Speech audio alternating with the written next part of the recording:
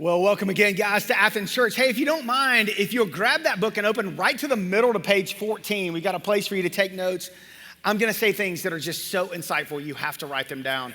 Just kidding, but it is helpful. There'll be some passages. Hopefully it'll be really helpful for you.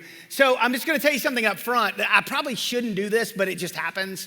As a pastor, you probably shouldn't have favorite people that are a part of your church, right? You probably shouldn't have like a top 5 list. Makes you also wonder if there's a bottom 5 list, okay? That may be possible too, I don't know. But definitely one of my favorite people is a guy around here by the name of Kyle Peppers. Now, I hope you've been able to bump into Kyle at some point in time. Yeah, Kyle's got a cheering section. That's awesome. Kyle is so humble. He's so loving. He's so kind. He's so faithful. He literally makes me smile every time I see him.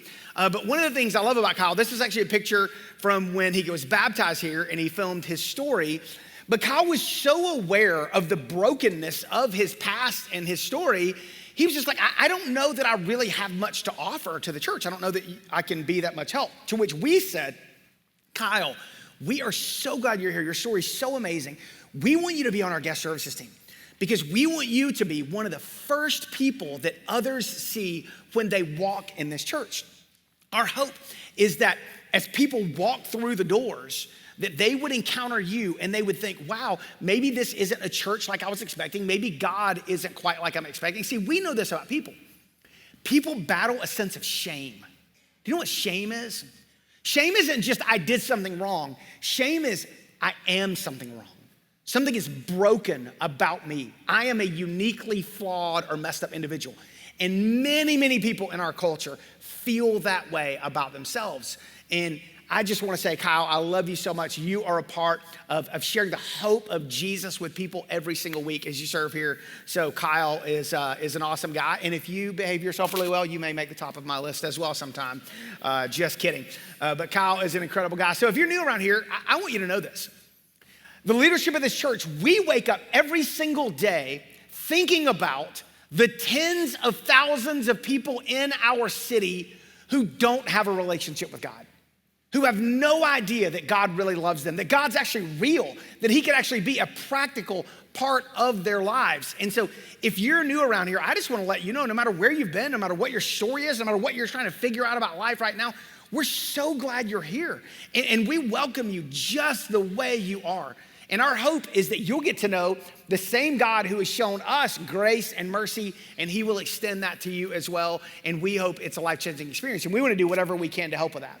But I wanna tell you today where we're going for the next 6 weeks is we're going to the deep end of the pool, okay?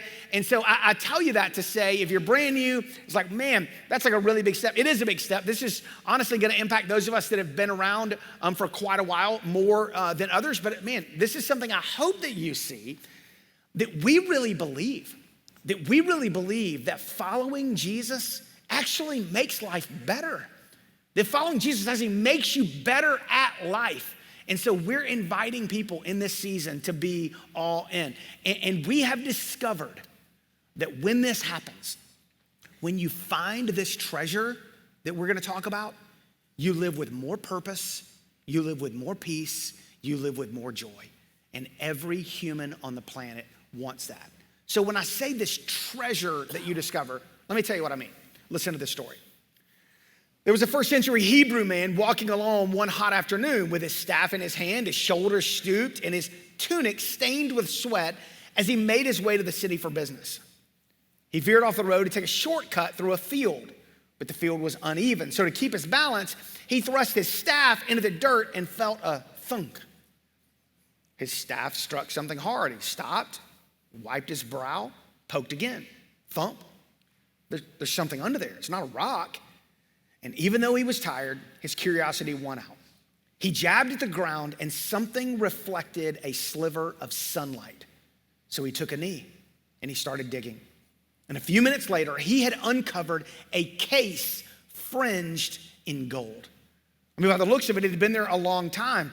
So with his hands shaking and his heart racing, he pried open the lid. And when he did, he saw gold coins, priceless jewelry, precious stones, a treasure more valuable than anything he has ever imagined. I mean, someone must have buried this treasure here, and they must have died with the secret location dying with him. He looked around. There wasn't a home nearby. Surely the landowner doesn't know that this treasure is here. So what should he do? He can't just take it.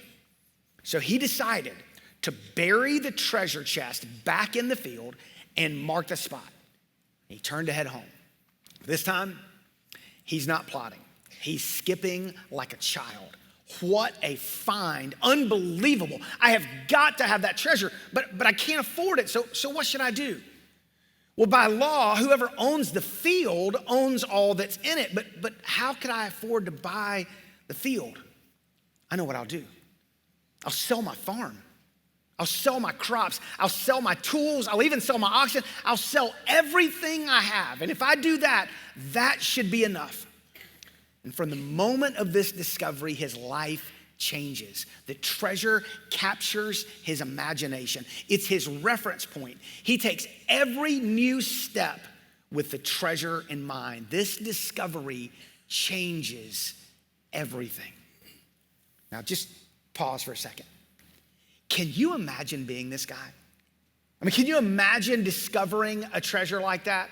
I know that there's a small group of you going, Sean, I can't imagine it because every time I play lotto, I'm thinking, this is my moment. I'm about to unscratch it right now and no more work the rest of my life.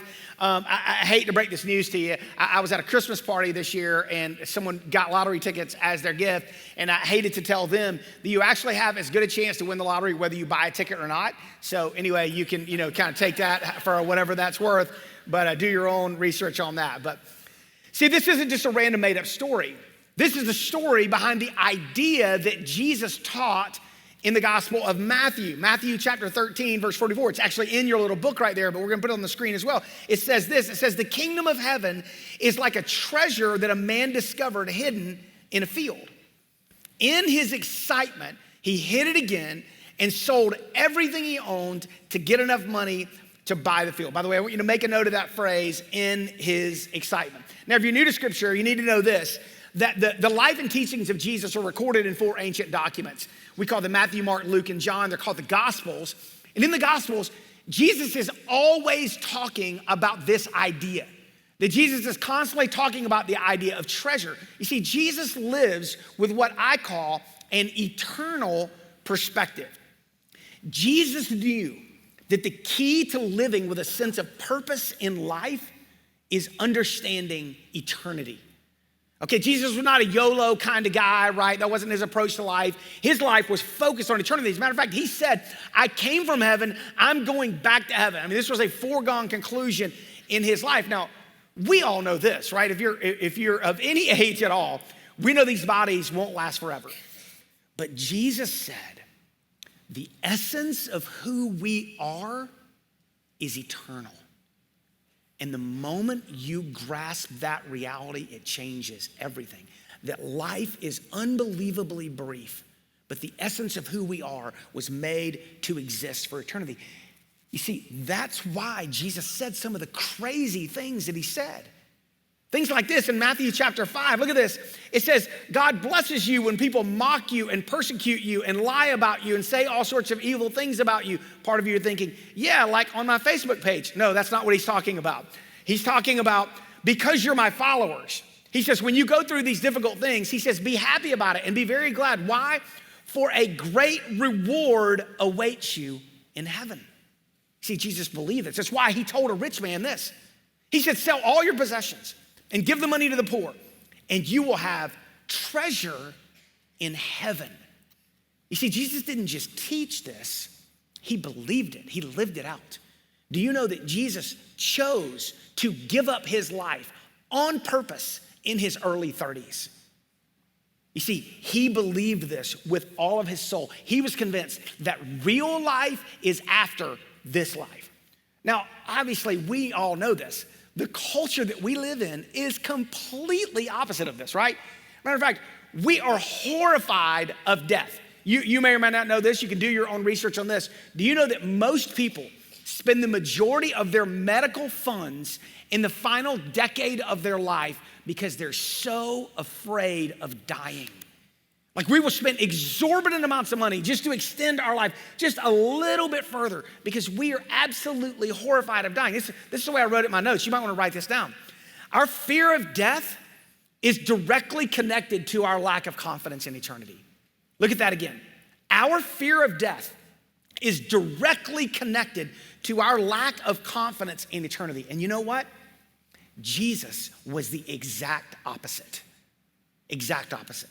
He lived with a sense of purpose. He lived with a sense of joy. He lived with a sense of clarity. He knew that eternity was a reality, that this life is so brief.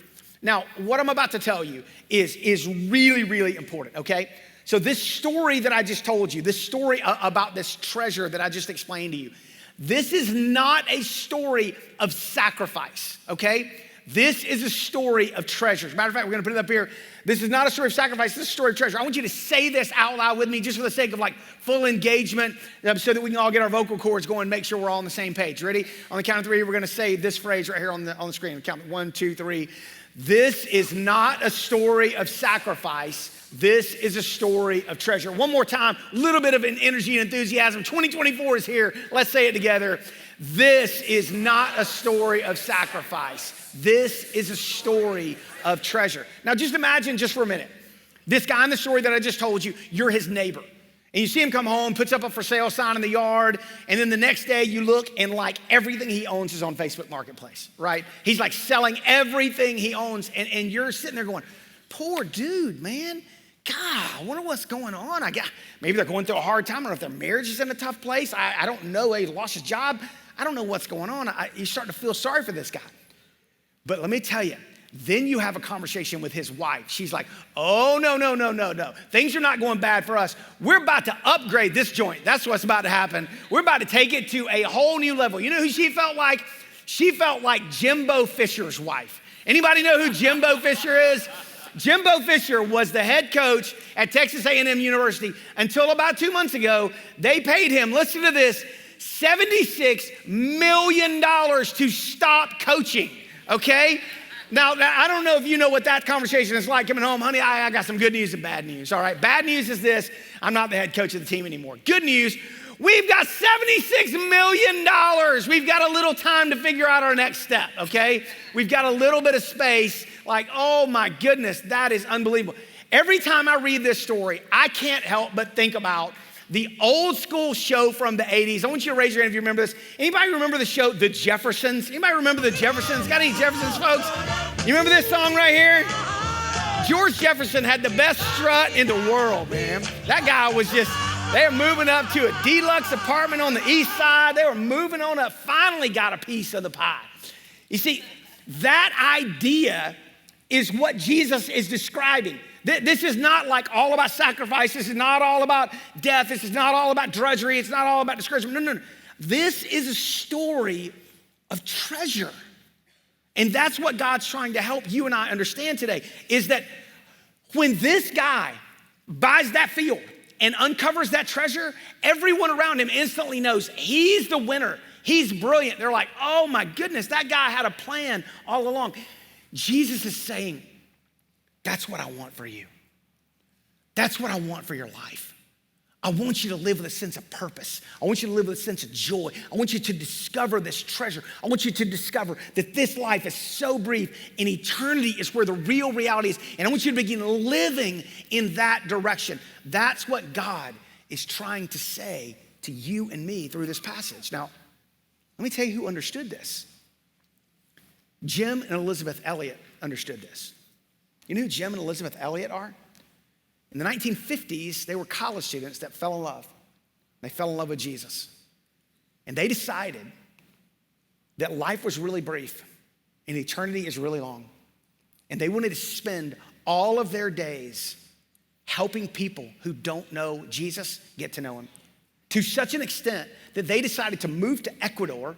And there was a tribe of people in the Auca Indian tribe who had had almost no contact ever with the outside world back in the 1950s. And they decided they wanted to build a relationship with them and take the hope and message of Jesus to these people. And so Jim and a group of his friends actually did this. First of all, they spent years learning the language. I mean, they sacrificed everything to help make this happen. And one of the guys, Nate Saint, had a plane, and they would fly over and begin to get the attention of these people. They started dropping gifts into them, started letting them know, look, we want to get to know you. We want to be friends. We're here to help you. This is a positive thing. We don't want anything from you. They eventually land the plane. They start developing positive relationships with these people. Everything is moving in a really positive direction until one day. One day, for whatever reason, a group of these tribesmen decide that they've had enough. Nate Saint and Jim Elliott land their plane. They take out their spears and they murder him in cold blood. It's a tragic story. But you know what's the most amazing thing about this story? Is you know what Elizabeth Elliott did, Jim's wife? Number one, she completely forgave them for murdering her husband, who was only there to help them and tell them about Jesus. You know what else she did? A few years later, she and her young daughter moved into the tribe with them and continued to share the hope and message of Jesus with them for a major part of her life. You know why?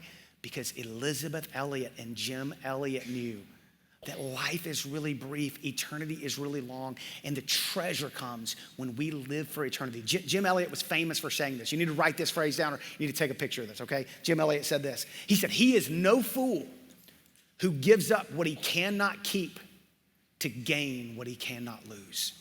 He is no fool to give up something that he can't keep to gain something that he can't lose.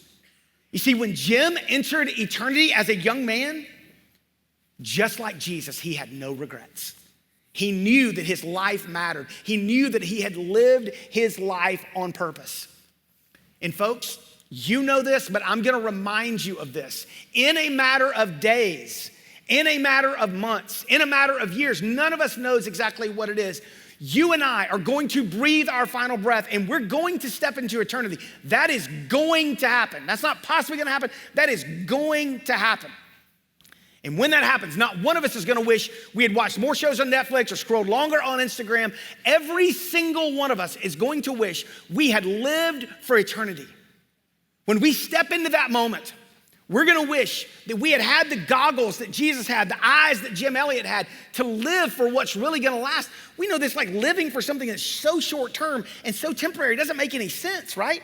But living for something that's gonna last forever, that's what God wants for you. And I'm telling you, when you begin to take that perspective on life, it fills you with greater sense of purpose, a greater sense of joy, a greater hope. You have a real hope in your life, something to look forward to. As a matter of fact, the New Testament talks about this, about people who die as followers of Jesus. He says, we grieve them, but we don't grieve them like people who don't have hope. We grieve with people who have hope. And following Jesus in this way, being all in your relationship with God, is what Jesus modeled for us. It's what Jim and Elizabeth Elliott and others modeled for us. And it's my dream for this church. Can I tell you my dream for this church? My dream is that for the rest of our days, we will have the front doors wide open to every single person in our city, no matter what they did last night, no matter what they smell like, no matter what they look like, no matter what's going on in their lives. And we welcome them in here freely. We welcome them in here freely. And we say, listen to this. We say, you don't have to change anything for us. We want to introduce you to the God who's shown us so much mercy and so much grace and so much kindness, because we believe he wants to offer it to you as well. And our hope is that you'd get to know him on a personal level, listen, and you would hear his voice speak over your heart. I love you. I care about you. I have good things for you. And our hope is that every single person that comes in those doors would get to know God so much that we'd eventually say, God, I'm tired of trying to lead my life. I don't do a very good job of it. I keep messing things up. I want to follow you. I want to submit my life to you. I want to trust you in every single area of my life. That's what I want. That's why we started this church. That's our heartbeat, and that's our dream. And it takes a lot of us a long time to get there. And God's so patient, and he's so kind, and he's such a good father. Now, I have a hunch. I have a hunch that there's some older saints here with us today.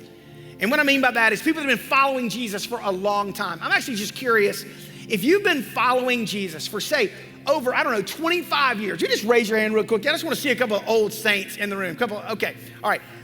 First of all, thank you so much for being here.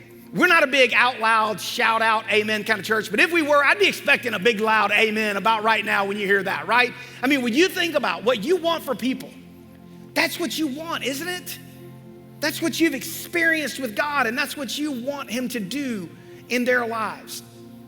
But we all know this. It doesn't matter how much we talk about this or how energetic I am in preaching about it. If it doesn't make its way into our daily practical lives, it really doesn't matter. You see, James, the brother of Jesus, said it this way. He said, don't just listen to God's word. You gotta do what it says. And so this season that we're in right now is actually, for the next 5 weeks, is a season of action. It's a church-wide season of action where we're calling every single person in this church, from kids, preschool, elementary, upstreet, transit, inside out, college, everybody to be all in, because we believe that's the best way to follow Jesus. Now, I'm about to tell you how we're gonna put that into practice. But as I do, I want you to pay very close attention to yourself, okay? As I tell you how we're gonna put this into practice, I want you to notice your thoughts, your emotions, your reaction, your responsiveness.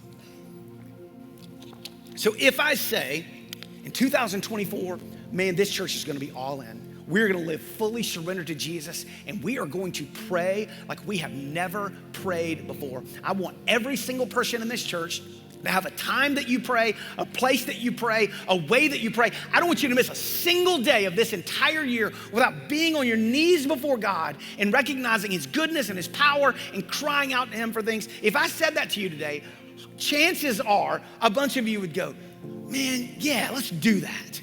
I need to get better at prayer anyway. And man, I'd love to be a part of a church like that where people really take it seriously, where they're really pursuing God. Or if I said to you, hey, this year we're gonna be all in our relationship with Jesus. Man, we're gonna go after him, be fully surrendered to him with everything we have. And here's how we're gonna do it. We're gonna find one person in our life who doesn't have a relationship with God, and we're just gonna love on him and get to know him. And when the time is right, we're just gonna share with them about the hope of Jesus, because we know that he could change their lives. It could help them so much.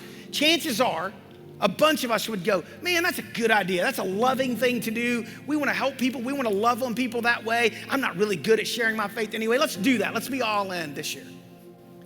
Or if I said, all right, this year, we're going to be all in our relationship with Jesus. No holding back, fully surrendered to him. And the way we're going to do this, we're going to serve others like nobody else. I want everybody in this church to have a place you regularly serve, a group of people that you regularly serve. Serving is a part of your life. I want us to be the most serving people in the whole city. I want us to be known for how we serve others. Chances are, most of us would go, you know what? Man, I spend so much of my life focused on myself. I should do that. I should serve others more. But I want you to listen to this last one, because this is what we're really gonna do. I want you to notice your reaction. If I said this year, we're gonna be all in, fully surrendered to Jesus, giving him every single aspect of our lives. And the way that we're gonna live that out is we're gonna give 10% of our money to God through the local church, and we're gonna all do it consistently and faithfully. There's a group of us that are tempted to go, chill out, dude. What's wrong with you? You trying to buy a jet or something? Like, what's wrong with you? Like, just lighten up a little bit, will you?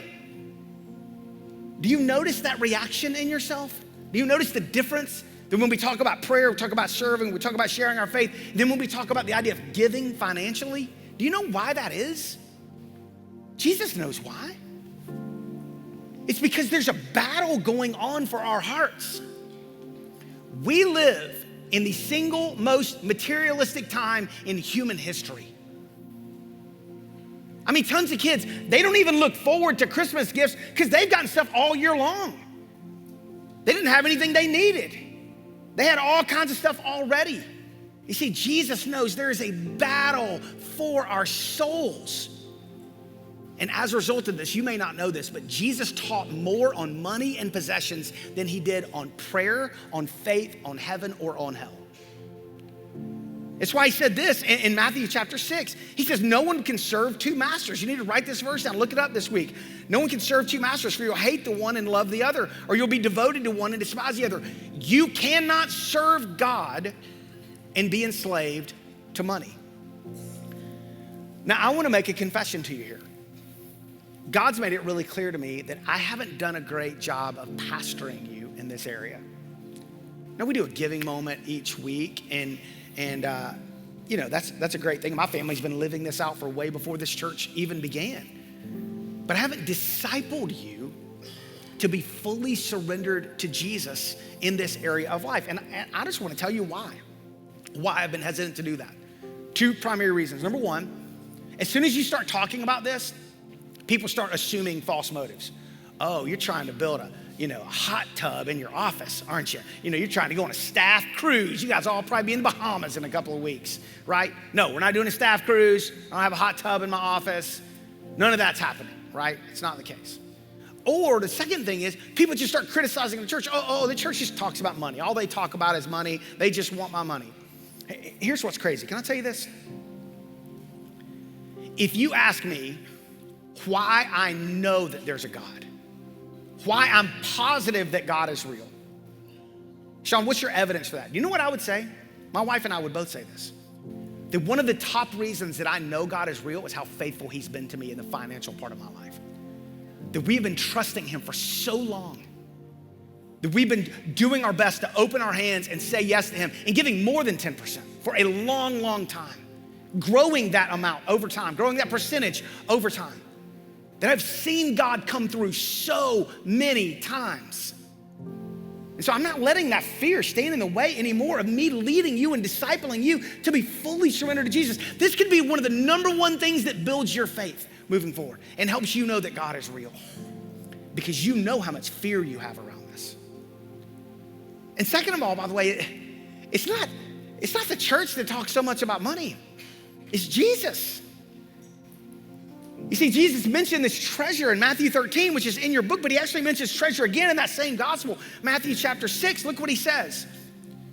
He says, don't store up treasures here on earth where moths eat them and rust destroy them, and where thieves break in and steal. Pause real quick right there. Do you know why he says that? Not because he's trying to take your treasure, because he's trying to keep you from getting your treasure taken. He says, when you store up somewhere that's temporary, it's all gonna be gone. But do this instead. Store your treasure in heaven where moths and rust can't destroy, where thieves don't break in and steal. And then he knows this powerful idea that wherever you put your treasure, the desires of your heart follow after that. Do you realize God isn't trying to take your treasure, he's trying to maximize it. And he's such a good father. Listen, will you look at me for 1 second, please? God doesn't need your money. He wants you. He wants to keep your money from having you. And step one of that is opening your hands and surrendering to God. It's like any other area of your life where we try to hang on to it. Some of us are trying to hang on to our relational life. God, I'm not giving my dating life to you. I'm gonna be in charge of it. How's that going for you? Not great, right? God, I'm gonna be in charge of this. I'm not gonna trust you. But he simply wants us to trust him. You see, I know there's a lot of fear around this. I know things are more expensive than they've ever been. I know inflation is high. I get all of that. I live in that same world, by the way. I live in that same exact world. But I know this as well. We cannot say that we are all in following Jesus if he isn't Lord of our financial lives. We've been turning up the temperature of prayer around here. You don't know this, but we're praying a ton behind the scenes. We're gonna be building a prayer team. We're gonna be talking to you about that at some point in time, see if you wanna be a part of this. Can I just tell you, as one of the people that's gonna be a part of that prayer team, if you haven't surrendered this part of your life to God, honestly, I don't want you a part of the prayer team. And I don't mean that harshly or critically. What I'm saying is, if you haven't learned to trust God in this area, I don't want you, on your knees leading the way for us in terms of crying out to God for things, because you're not trusting him in this area. I want people, I don't care how broke they are, that say, God, you're in charge. I mean, when Jesus talks about giving, he uses this woman as a widow as an illustration. She had nothing to offer. He said she gave everything she had. She was all in. So, I don't know what it's gonna take. to help you fully surrender to Jesus in this part of your life, in the financial part of your life. But I'm telling you, I promise you, when you do it, it will lead to more freedom, more purpose, more peace, more joy than you have ever known. And that happens when you begin to embrace the eternal mindset. This life is brief, it's temporary, it's over that fast. Eternity is forever, and that's what we're living for. And when you do that, you begin to live with real hope. So this season that we're in, as I mentioned, it's been all over our church. It's gonna be all over church. It's gonna be for the next 5 Sundays. I want you to do 2 things this week. 2 things, really simple, okay? The first one is this: just talk to God. Would you just talk to him? Would you ask him how you need to give to be all in? Listen, that's between you and God. Nobody else knows that conversation. Write it in your little booklet there if you want. Write it in your journal, however you want to do it. Just have a conversation with God. God, say, God, how much am I living for now versus how much am I living for eternity? And God, what am I so afraid of? And God, would you help me to begin to trust you in this area? And so God, what do I need to do? And then number 2, 5 weeks from today, just do it. 5 weeks from today, we're gonna explain it to you, but we're gonna have an opportunity for all of us to take a step in this area. And I wanna be abundantly clear here as we begin to wrap things up. Number 1, this is not a church building campaign. We're not trying to pay for Beechwood or this or anything else in the future or whatever. That's not what this is, okay? So don't hear that. This is us discipling you as a follower of Jesus about what it means to be all in, and specifically in this area of life. Nor is our church in financial trouble. We just ended a great year. We steward our money great. There's a small group of people around here that are heavily invested in this church. And so we're doing great financially. It has nothing to do with that. It has to do with you. Because some of you are living with so much fear. You feel like you have to be your provider. You feel like you've got to solve every financial problem. And your heavenly Father is saying, I made you. You're my sheep. I'm your shepherd. I have you. And I want you to trust me. I'm a good father. Every good thing in your life came from me, and I have so much more, but I want you to trust me. I don't want to force myself on you. So the elders of this church, the stewardship team of this church, the staff of this church, we've been praying about this for months, and let me tell you, we are all in. But I want you to hear from another family who's just like you trying to navigate this as a family. And I want you to hear their story. Take a look at this. My name is Mike Swope, and this is my wife, Jill Swope, and we have been attending Athens Church since 2012. We have a 9, a 7, and a 5-year-old, and we both run a business in student housing, brokerage, and development. So we decided to trust God with our finances and go all in. After our lives borderline imploded, we were living a pretty worldly life while claiming to be Christians, definitely believed in God, but he just didn't have lordship over our lives. We wanted to do things the way we wanted to do it. Addiction and idolatry and greed had all rocked our family. We were crumbling, you could say. Our marriage was in trouble, our family was in trouble.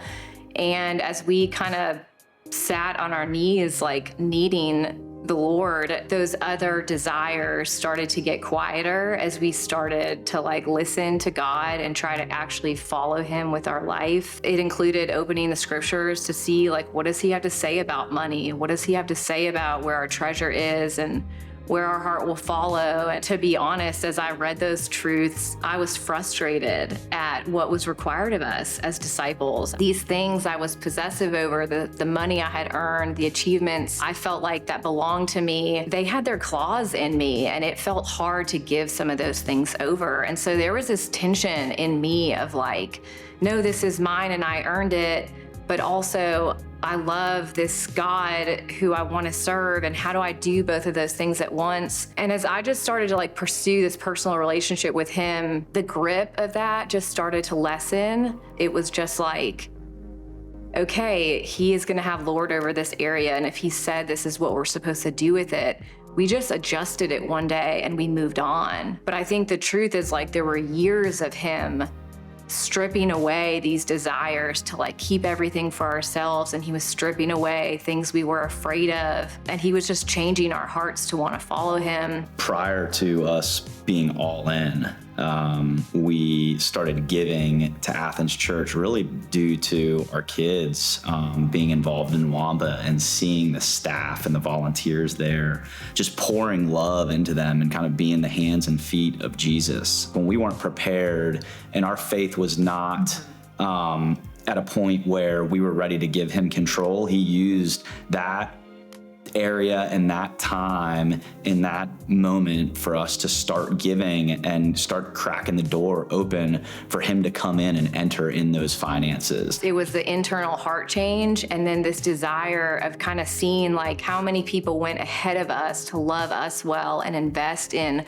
our family coming to know Christ, the way he's changed our hearts, and like the freedom that comes from not being bound by money or captive to what you make. Man, that freedom is the whole deal.